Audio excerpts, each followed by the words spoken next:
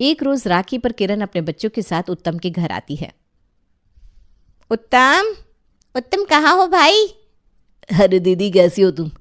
मुझे तो पहले से ही पता था कोई आए या ना आए तुम ज़रूर आओगी आज। कैसे ना आती, मेरा एक ही तो भाई है। चल जल्दी से हाथ आगे करके बैठ जा। उत्तम आंखों में पानी भर अपनी कलाई आगे करके कहता है। दीदी आज तुम्हारी बहुत याद आ रही थी, बहुत मन कर रहा था तुम्हें देखने का और तुम आ गई। अरे हट पगले। किरण के दोनों बच्चे राहुल और जैकी उत्तम के गले लग जाते हैं। मामा मुझे क्या दोगे? मामा मुझे भी कुछ चाहिए, मैं कपड़े लेकर नहीं जाऊंगी। मेरी क्लास के दोस्त मेरा मजाक उड़ाते हैं। तेरा मामा तुझे बस हर बार कपड़े ही देता है क्या? मेरा बच्चा क्या चाहिए तुझे बता, मैं ला दूंगा। चल तू मेरे साथ बाजार चल बस। उत्तम किरण को 5100 देता है। उत्तम इतना देने की ज़रूरत नहीं है, अब तेरा भी परिवार है, उनका भी तो कुछ सोचना होगा। क्या दीदी तुम भी। उत्तम अपने दोनों भांजों को लेकर बाजार चला जाता है। मामा मुझे ये गाड़ी चाहिए, मैं इसी से स्कूल जाऊंगी। मामा मुझे बंदूक चाहिए। ठीक है ले लो दोनों को जो चाहिए, लेकिन बेटा इस गाड़ी से तो स्कूल तो नहीं जा सकती। लेकिन मुझे ये गाड़ी चाहिए। अच्छा ठीक है जो लेना है ले लो। जैकी और राहुल अपनी पसंद की गाड़ी और गन लेकर उत्तम के साथ घर आते हैं। अपनी कजिन के हाथों में गाड़ी और गन देखकर उत्तम के दोनों बच्चे नैना और अंकुश छिड़ जाते हैं। पापा मुझे तो आज तक ऐसी गाड़ी नहीं दिलाई, मैंने कितनी बार कहा था। मेरे बेस्ट फ्रेंड के पास भी ऐसी कार है। हाँ पापा, आप हमसे ज़्यादा जैकी और राहुल से प्यार करते हैं। अरे बेटा ऐसा कुछ नहीं है, तुम दोनों तो यहीं रहते हो, ये दोनों तो साल भर में मुश्किल से 1 या 2 बार आते हैं। इतना तो हक बनता है ना इनका अपने मामा पर। हम भी तो बुआ के यहाँ मुश्किल से 1-2 बार जाते हैं, लेकिन बुआ ने तो कभी हमें ऐसा कोई तोहफा नहीं दिया। हाँ पापा, भाई से ही बोल रहा है, आप इन दोनों से ही प्यार करते हो। अरे बाबा सुनो तो। दोनों बच्चे चिढ़कर अपने कमरे में चले जाते हैं। ये सब देखकर किरण को भी अच्छा नहीं लगता। वो अपने बच्चों को डांटते हुए कहती है, तुम दोनों ने मामा से इतना महंगा गिफ्ट क्यों लिया? ये कौन सी बात हुई? अब से मैं तुम दोनों को कभी अपने साथ नहीं लेकर आऊंगी। क्या हुआ, ले लिया तो मामा ही तो है। दीदी क्यों डांट रही हो इन्हें? नैना और अंकुश थोड़ी देर में नॉर्मल हो जाएंगे। अरे ये सब होता रहता है। अब राहुल और जैकी मुझसे नहीं तो किससे लेंगे? देखो कह देता हूँ मैं, इन दोनों को लिए बिना कभी मत आना। तुम नहीं सुधरोगे। चलो चलती हूँ मैं। किरण वापस अपने घर चली जाती है। उसके जाने के बाद रेणु गुस्से में अपनी सास इंदु से कहती है, मम्मी जी ये सब जो हो रहा है ना वो सही नहीं है। आपके सामने आपकी बेटी इतना सब कुछ ले जाती है और आपके पोते पोते को कुछ भी नहीं देती। अरे बहू, दोनों भाई बहन के बीच में मैं बचपन से ही कुछ नहीं बोलते। ये अच्छा है, उनके बीच में कुछ कहती नहीं हो। तो मेरा भाई जब आता है तो क्यों बड़बड़ करती रहती हो आप अपनी बेटी को समझा दो, उसके कारण मेरी बच्चों के आंखों में आंसू नहीं आने चाहिए। रेणु सुन लेती है और किरण से कुछ नहीं कहती। इसी तरह दिन बीतने लगते हैं। समय के साथ साथ बच्चे भी बड़े हो जाते हैं। एक रोज़ राहुल का फ़ोन उत्तम को आता है। मामा मुझे एडमिशन मिल गया है इंजीनियरिंग कॉलेज में। अरे ये तो बहुत खुशी की बात है। हाँ खुशी की बात तो है, लेकिन मामा एक प्रॉब्लम है। मुझे मम्मी ने मना किया था आपसे बात करने को, लेकिन मैं उनसे छुप कर बात कर रहा हूँ। अरे बोल ना बेटा क्या हुआ? मामा मेरे एडमिशन के लिए 2 लाख घट रहे हैं, आप मुझे पैसे दे सकते हो क्या? जब मेरी जॉब हो जाएगी तो मैं लौटा दूंगा, और अगर आपके पास नहीं है तो कोई बात नहीं है। मेरे पास तो पैसे हैं, और अगर नहीं भी होते ना तो मैं तेरे लिए कहीं से भी जुगाड़ कर लेता। मैं तुझे कल ही पैसे भेजता हूँ। थैंक यू मामा, मुझे पता था कोई मेरी मदद करे या ना करे आप मेरी मदद ज़रूर करोगे। ये सब रेणु सुन लेती है और ज़ोर ज़ोर से इंदु को सुनाती हुई उत्तम से कहती है, ये अच्छा है, पहले सामान खरीद कर देते थे, अब तो पैसे भी देने लगे हो। ये क्या बोल रही हो तुम रेणु? तुम भी बच्चों की तरह बात कर रही हो। बच्चों की तरह मैं बात कर रही हूँ? मेरे भी 2 भाई हैं, मुझे तो कोई पैसा नहीं देता तुम्हारी तरह।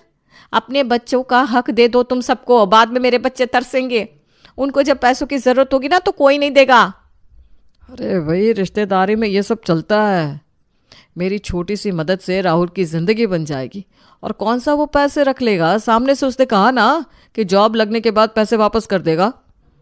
रेणु ताली बजा बजा कर कहती है, वाह रे वाह, मैं भी देखती हूँ कितना मदद करेगी तुम्हारी बहन जब मेरे बच्चों को ज़रूरत पड़ेगी। ऐसा भी नहीं होगा कि उसके पास 2 लाख भी ना हो। वो सोचती है कि जितना भाई को लूट सके लूट ले। तुम्हारी माँ तो चाहती यही है ना कि तुम सब कुछ उठाकर अपनी बहन को दे दो। बहू, मेरे लिए जैसे राहुल और जैकी है वैसे ही नैना और अंकुश है। मैं क्यों भला नैना और अंकुश का हक मारने को कहूँगी। रहने दीजिए मम्मी जी, ये सब आपका ही किया कराया है। बेटी को शुरू से इतना सर चढ़ा रखा है आपने, तभी वो झट से अपने भाई को कॉल करके अपने रोने रोती रहती है। कभी ये कट गया कभी वो। अपनी बेटी को समझा दो कि अब मेरे पति से 1 रुपया ना मांगे। माँ तुम किरण से कुछ मत कहना, उसने मुझे कभी कुछ नहीं कहा ना कुछ मांगा। अभी भी उसने राहुल को मना ही किया था। मम्मी जी आप दीदी को फ़ोन करके मना करो, वरना मैं घर छोड़कर अपने मायके चली जाऊंगी। ऐसा मत बोल बहू, तू चली जाएगी तो मेरे उत्तम का क्या होगा। मैं करती हूँ तेरे ननद से बात। उत्तम अपने माथे पर हाथ रख लेता है और कहता है, ये क्या हो गया। इंदु किरण को फ़ोन करके कहती है, बेटा तो उत्तम को किसी चीज़ के लिए मत बुलाकर, घर में कलेश हो जाता है। लेकिन माँ मैंने तो कुछ कहा ही नहीं। मैं तो खुद उत्तम को मना करती रहती हूँ कि कुछ ना दे मुझे, अपने बच्चों के लिए बचा के रखे। अब वो खुद ही करता है तो क्या करूँ माँ। मैं ना बेटा तुम लोगों के बीच में फंस जाती हूँ। इधर इतना हंगामा होने के बाद भी उत्तम राहुल को पैसे दे देता है और उसका एडमिशन हो जाता है। उधर नैना 12th पास कर जाती है और बाहर जाने की जिद करने लगती है। पापा मुझे बाहर पढ़ने जाना है। बेटा ग्रेजुएशन करने के लिए कौन बाहर जाता है, तो यहाँ से ग्रेजुएशन कर ले और साथ में सीए कर लेना। नहीं, मुझे राहुल भैया की तरह बाहर जाना है। बेटा ऐसे ही बाहर जाकर क्या करेगी। राहुल ने पहले कंपटीशन दिया, सिलेक्ट हो गया, तब गया पढ़ने। तू भी कोई ऐसा कोर्स कर। मैं सब समझती हूँ, आपको पैसे ना देने पड़े इसलिए आप ये सब बोल रहे हो ना। पैसे तो अपने राहुल भैया को दे दिए ना।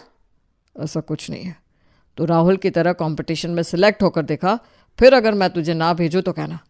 किसी से बराबरी करती हो तो पूरी तरह करो। नैना अपने पैर पटक कर कमरे में चली जाती है और रेणु और अंकुश से उत्तम की चुगली करती है। अपने पापा की बात को दिल से मत लगा, उनके पास कभी हमारे लिए कुछ रहा भी है क्या। मैं दूंगी तुझे पैसे बाहर पढ़ने के लिए, तू अपना मन छोटा मत कर। हमारी तो बस मम्मी है। नैना भी पढ़ने बाहर चली जाती है। 6 महीने बाद राहुल 2 लाख रुपए उत्तम को लौटा देता है। मामा अभी नैना को पैसे की ज़रूरत होगी। अरे बेटा लेकिन ये पैसे इतनी जल्दी कहाँ से आए। वो मामा मैंने ट्यूशन पढ़ा कर ये पैसे जमा कर लिए, मुझे आपको देने ही थे आज या कल। आपने ज़रूरत पर मदद कर दी वही बहुत है। अरे बेटा तू भी कैसी बात कर रहा है। अपने ही अपनों के काम आते हैं और जो ज़रूरत पर काम ना आए वो कैसे अपने। राहुल ने पैसे दे दिए हैं ये बात किसी को पता नहीं होती है। एक रोज़ जब सब खाने की टेबल पर बैठे थे तब इंदु कहती है, उत्तम बहुत दिन हो गए हैं किरण को देखे हुए, मैं सोच रही थी उससे मिलाऊं। अरे माँ तुम क्यों जाओगी, एक काम करते हैं दीदी को ही यहाँ बुला लेते हैं, वैसे भी वो अब पहले की तरह आती कहाँ है। नहीं नहीं बेटा मैं ही चली जाती हूँ, बेकार में उसके आने से कोई कलह होगा तो मुझे अच्छा नहीं लगेगा। कोई कलह नहीं होगा, तुम अभी दीदी को फ़ोन करके आने के लिए कह दो। इंदु रेणु की ओर देखने लगती है और फ़ोन किरण को लगाती है। किरण बेटा 6 साल हो गए तुम मायके नहीं आई, आजा बेटा, हमारी याद नहीं आती क्या। माँ क्या करूँ आके, तुम तो जानती हो मेरे आते ही घर का माहौल ख़राब हो जाएगा, इसीलिए नहीं आती हूँ। मेरे भाई को मेरी वजह से तकलीफ़ होगी ये मैं नहीं चाहती। दीदी तुम्हें मेरी कसम, तुम जीजाजी और जैकी को लेकर घर आओ, रिश्तों में ये सब होता रहता है, तुम इन सबको अपने मन में मत रखो, कल ही आ जाओ। ठीक है आती हूँ मैं। किरण अपने पति और बेटे के साथ अगले दिन उत्तम के घर आ जाती है।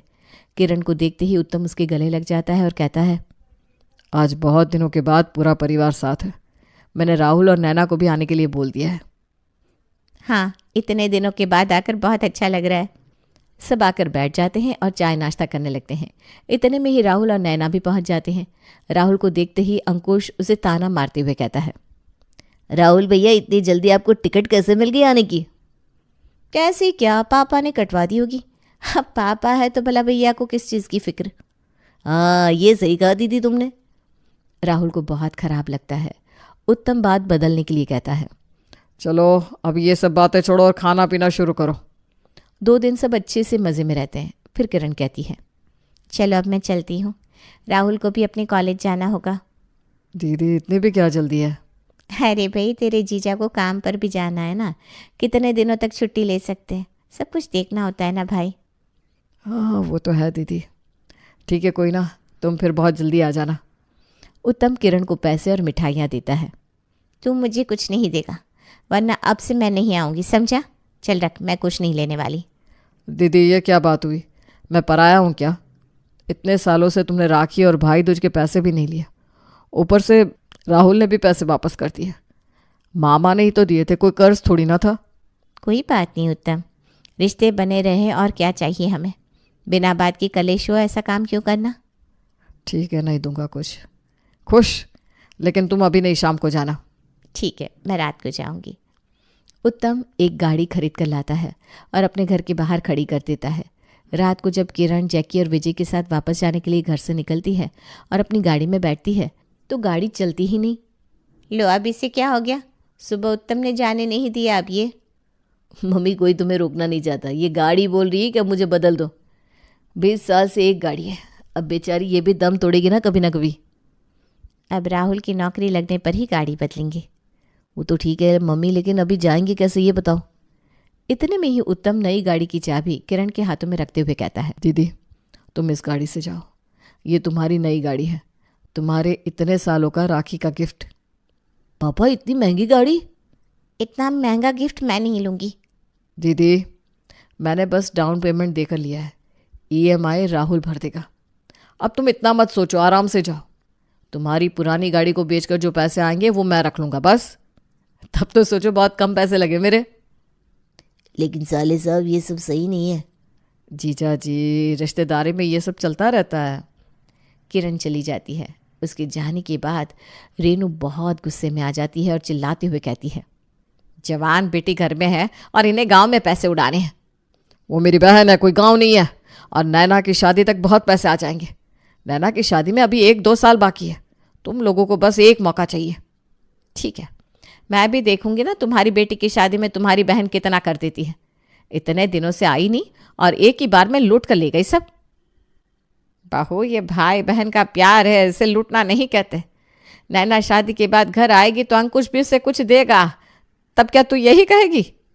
मम्मी जी, आप मेरे बच्चों को इसमें मत लाइए। नैना वापस अपने कॉलेज चली जाती है। इसी तरह 2 साल बीत जाते हैं और नैना का कॉलेज कंप्लीट हो जाता है। उधर राहुल को भी अच्छी जॉब मिल जाती है। नैना घर वापस आती है। रेणु नैना से कहती है, बेटा अब तेरी शादी कर देते हैं, लड़का देखते हैं तेरे लिए अब। मम्मी, मैं साकेत को पसंद करती हूँ और उसी से शादी करूँगी। वो मेरे साथ कॉलेज में ही पढ़ता था और आज उसे बहुत अच्छी नौकरी भी लग गई है।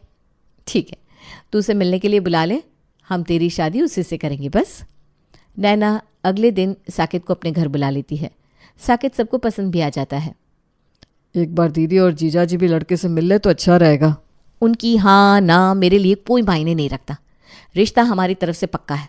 साकेत, तुम अपने माँ बाप से हमारी बात करवा दो ताकि हम शादी की बात कर सकें। जी मम्मी जी, वो मेरे पेरेंट अभी घूमने के लिए बाहर ऑस्ट्रेलिया गए हैं, उनके आते ही बात करता हूँ उनसे मैं।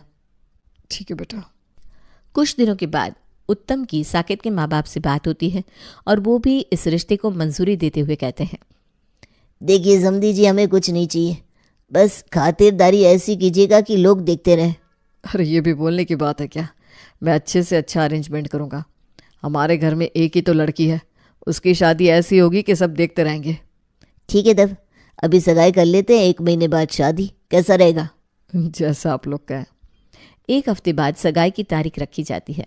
सगाई के 1 दिन पहले रेणु किरण को सगाई के बारे में बताते हुए कहती है, दीदी आप लोगों को आना है, नैना की सगाई है कल।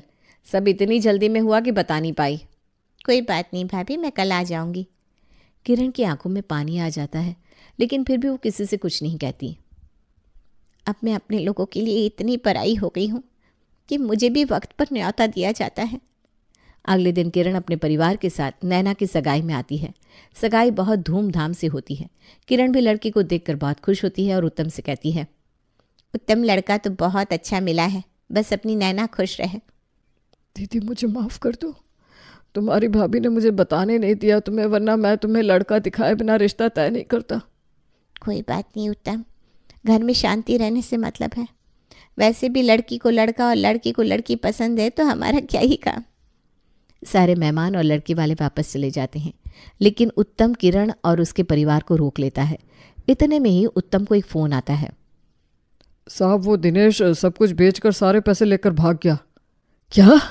अब क्या होगा? मेरी बेटी की शादी सर पर है। उत्तम के हाथ से फ़ोन छूट जाता है। उसकी आंखों के आगे काले बादल छा जाते हैं। क्या हुआ साले साहब? आपको इतना पसीना क्यों आ रहा है? क्या हुआ मामा, बताइए ना हमें, हम अपनी ही तो हैं। जीजा जी सब खत्म हो गया। अब मेरी नैना की शादी कैसे होगी? मेरा बिजनेस पार्टनर सब कुछ लेकर भाग गया, मुझे पता ही नहीं चला। मैं नैना की सगाई की तैयारी में लगा रहा और सब खत्म हो गया। शादी सर पर है, क्या करूँगा मैं जीजा जी? तभी मैं कहती थी, बातें तो सब अपनी बहन को, बस कुछ पैसे बचा के रखते तो बेटी की शादी में काम आते। चुप, एकदम चुप। ये सब तेरे कारण हुआ है। तूने मुझे दीदी और जीजाजी को पहले से बुलाने नहीं दिया। अगर जीजाजी और राहुल आ जाते तो ये सब होता नहीं। अरे बेटा दिमाग शांत रख, अभी शादी कैसे होगी ये देखना है हमें। माँ कुछ समझ में नहीं आ रहा, पैसे कहाँ से आएंगे? अभी तो सगाई के खर्चे के पैसे देने बाकी है, कहाँ से दूंगा मैं? तुम कोई टेंशन ना लो, सब हो जाएगा। मैंने नैना की शादी के लिए कुछ पैसे फिक्स डिपॉजिट किए थे, सोचा था नैना की विदाई पर उसे दूंगा। लगता है अब वो पैसे निकालने का टाइम आ गया है। अगले दिन विजय बैंक जाकर पैसे निकलवा कर उत्तम के हाथ में रखते हुए कहता है, ये पूरे 20 लाख है। बिटिया की शादी में कोई कमी नहीं आनी चाहिए। मामा आप फिक्र मत करो, उस दिनेश को हम देख लेंगे शादी के बाद। जीजा जी आप नहीं होते तो पता नहीं आज क्या होता। हट पगले, अपने होते ही इसलिए है कि एक दूसरे के काम आ सके। नैना की शादी अच्छे से हो जाती है और वो विदा होकर अपने घर चली जाती है। इधर राहुल दिनेश को पकड़वा कर जेल में डलवा देता है। रेणु किरण के सामने हाथ जोड़कर कहती है, दीदी मुझे माफ़ कर दो, मैंने आपके साथ बहुत गलत किया, बहुत भला बुरा कहा, और आपने मेरी बेटी के लिए इतना सब कुछ किया। मुझे माफ़ कर दो दीदी। भाभी, ये रिश्ते बहुत अनमोल होते हैं जो ऐसे नहीं टूटते। रिश्ते निभाने पड़ते हैं, वो भी बिना किसी उम्मीद के कि आगे आपको भी उस इंसान से उतना ही मिलेगा। दीदी अब ऐसा कभी नहीं होगा। रेणु किरण के गले लग जाती है और अब सब सही चलने लगता है।